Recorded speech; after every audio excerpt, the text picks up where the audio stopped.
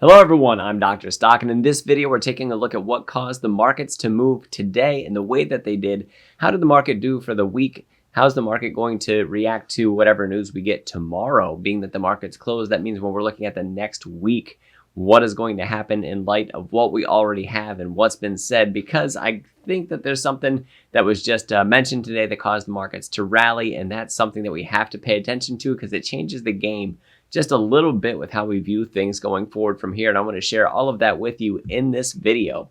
So do yourself a favor, check out this link down in the description for Moo. Click sign up, make your deposit of $100 or more to get 5 free stocks. Deposits of $1,000 or more get you 15 free stocks. Plus you get access to the free premium courses, highly informative, helping to bring your trading game up to the next level. So pay attention to that. Also, there's a financial literacy U.S. paper trading competition going on where you can win up to a $1,500 cash coupon in your trading account with Moo, and also 1 month of Bazinga Pro for free. So check that out. This offer does expire, so make sure you take advantage of it soon.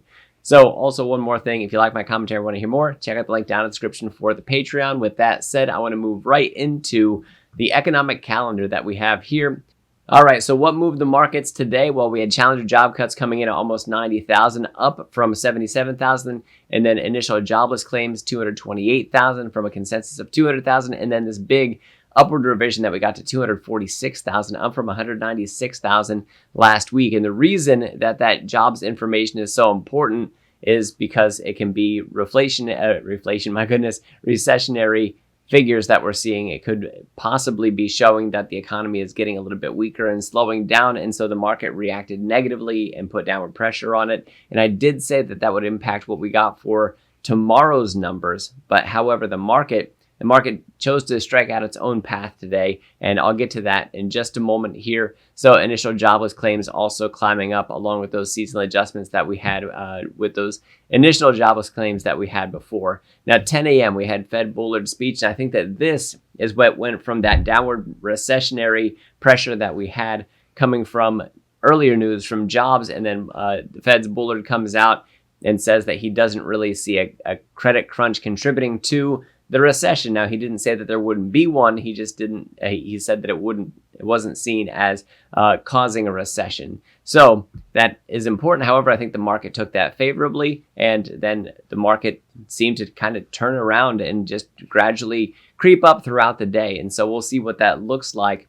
The market is closed tomorrow. We got non-farm payrolls coming out, unemployment rate also coming out, average hourly earnings not bad, non-farm payrolls private, and then a little bit from consumer credit that we'll hear about as well. So then also used car prices that can tell us, be a little bit of an indication of what we're seeing as far as inflation goes. So then that moves us into next week. And I just want to point out quickly, CPI is on Tuesday. And also something I didn't mention before is we get FOMC minutes from their previous meeting coming out at 2 p.m. I don't know that's going to be something that moves the market. I think we do have a more of an emphasis on inflation, even though I know I said yesterday in my video that was more on recession than it was on inflation, but in light of Bullard's comments that we got, I think the eyeballs then go to back to those inflationary measures that we have. So credit crunch off the table, but the important thing that we have to think about with credit crunch, if that is something that's off the table, and Jerome Powell said that the credit crunch would be something, our credit tightening would be something that would take place of further rate hikes or do some of the job that rate hiking does as far as pulling back on inflation, taming inflation, bringing down inflation, however you want to say it. In light of what Bullard says, it leaves more room for Fed rate hikes. So I think it's a little bit of a trade-off when we look at it in that way. So I think the CPI is just a little bit more important for us, and we'll see how that comes in. You can see last month it came in at 0.4%. 0.5%, and we'll see if we get any revisions from there. It is expected to soften coming up here. I thought that June would be that big moment, so we'll see if we get slow movements up until then. And then, like I said, I think June's numbers that come out in July is really when we're going to see really big changes if they don't happen before then. So that's my call. That's my guess. We'll see if it works out in that way. And then it's also worthwhile to point out, moving on, there's PPI Thursday, April 13th that we want to watch for. And then we get a little bit more jobs information. And then finally, Here we go. Retail sales going to be big on saying what's expected from the consumer. Is there a lot more consumer weakness? Because that's going to tell us a lot as well. And then don't forget about Michigan consumer sentiment. Bullard plays down credit crunch, says Fed must fight inflation. So like I was saying before, according to what we have this article here, if Bullard is downplaying the credit crunch itself, then like I said, then that puts more weight on what the Fed does for rate hiking, because as I said, some of that credit crunch was supposed to take the place of some of the rate hiking, that the Fed wouldn't have to be necessarily as aggressive and we would have a lower terminal rate because the credit crunch would be doing some of the job in fighting inflation. So the most up-to-date numbers that we have for the CME Fed Watch tool is about even between the pause and the 25 basis point hike. And then when we take a look at December to see where that lands us, the target rate right now is 400 to 425 basis points. So 4% to 4.25% is what we're looking at as the most probable thing in the market right now. So that means we're looking for anything from a pause, maybe 25 basis point hike to go. And then I think it peaks out there. And then according to the CME Fed Watch tool, it starts to taper off down to about 4% to 4.25% for the federal funds rate, even though the Fed says no cuts this year. We'll see if that's something that they hold true to, especially as the inflation measures come out and start to tell their story. So we'll have to see what inflation does to know a little bit more about what the Fed does. If inflation does stick around higher for longer, well, then they'll probably keep to their word and not cut as much, if at all. If it is something that's starting to show disinflation, strong disinflation, or even become deflationary, that would be a situation where I think the Fed would start to backpedal on their words and say that they find it prudent to start cutting rates, even though they didn't think that they would be cutting rates, something along those lines. So I've gone on enough about that. I want to show you the markets. All right, so here we're looking at DIA for the Dow Jones Industrial Average. So that's what this tracks. And since Monday, from Monday's open until Thursday's close, we're up about 0.7%. When we take a look at the SPY, we actually finished almost dead even at 0.05 down for the week. And when we look at QQQ, when we look at the Qs, we finished down almost a full percent from where we started the week. So a little bit mixed from what we have. So Dow Jones up, SPY even, Qs coming down about 1% for the week. Let's go to the daily charts and see what that looks like. And you can see we had a nice strong finish to the week on Friday. And then we just really, with the recessionary fears coming in, dropped us down the next 2 days. And then today, sans credit crunch, we'll call it. Without the credit crunch, we were able to come back and save some of this loss that we had and recover that we didn't drop down too much. We were at 320. We dropped down to 318. So not too bad for us going from Friday until today. Let's go ahead and look at the SPY. There we go. In the SPY, almost the same looking chart here that we have.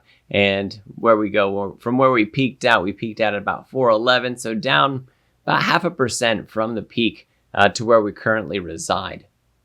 All right, so what does that mean for next week? Well, we have to look and see whatever Friday says for non-farm payroll information. If that shows more recessionary, that can be downward pressure in the markets. And then Monday could possibly be a softer day for us.